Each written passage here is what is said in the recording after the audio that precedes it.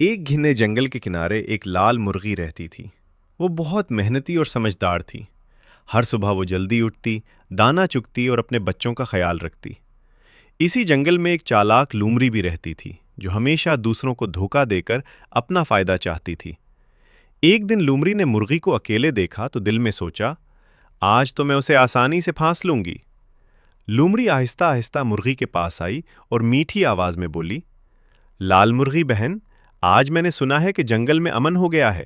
اب کوئی کسی کو نقصان نہیں پہنچائے گا۔ آؤ ہم دوست بن جاتے ہیں۔ مرغی نے لومڑی کی بات سنی، مگر وہ اس کی چالاکی سے واقف تھی۔ اس نے فوراً جواب دیا، یہ تو بہت اچھی بات ہے۔ ویسے بھی میں اپنے کتا دوست کو بلا رہی تھی، وہ بھی امن کی خبر سن کر بہت خوش ہوگا۔ یہ سنتے ہی لومڑی گھبرا گئی۔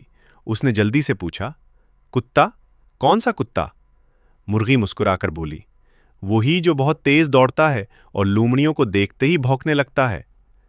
بس یہ سننا تھا کہ لومڑی کی جان میں جان نہ رہی۔ وہ فوراً دم دبا کر جنگل کی طرف بھاگ گئی اور پیچھے مڑ کر بھی نہ دیکھا۔ مرغی نے سکون کا سانس لیا اور بولی، عقل اور ہوشیاری ہمیشہ طاقت سے زیادہ کام آتی ہے۔